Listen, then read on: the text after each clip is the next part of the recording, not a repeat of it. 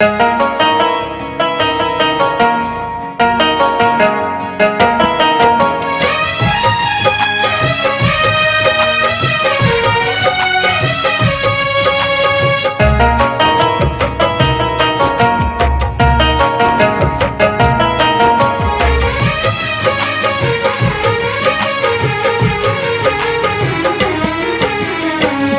मोहब्बत क्या होता है तुम ना जान पाओगे।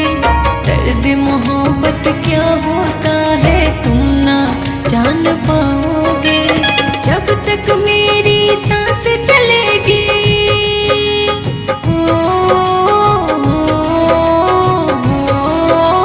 जब तक मेरी सांस चलेगी तुम याद आओगे। दर्द मोहब्बत क्या होता है तुम ना जान पाओगे।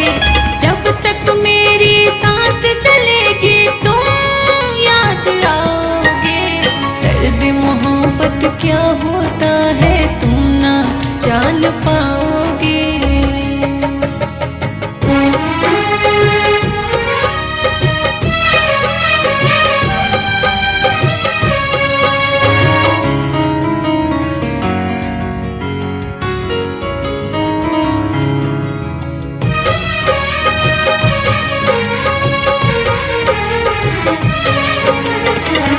जख्म ये दिल का दिखाए तो कैसे, मुझ पे जो गुजरी बताए तो कैसे।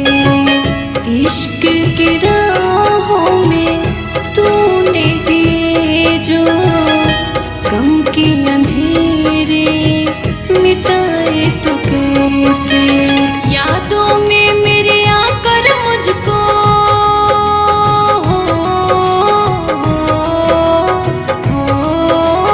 यादों में मेरे आकर मुझको कब तक रुलाओगे।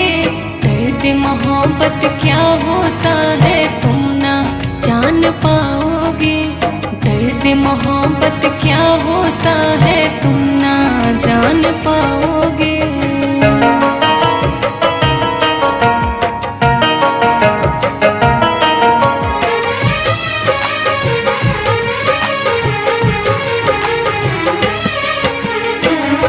एक दिन तुम्हें भी एहसास होगा, एक दिन तेरा दिल भी उदास होगा। चाहे जो तुमको जान से भी ज्यादा, मुझसा नहीं कोई तेरे साथ होगा। उस दिन मुझको याद करोगे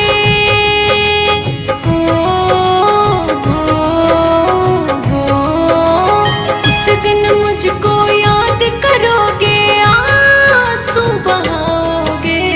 दर्द मोहब्बत क्या हो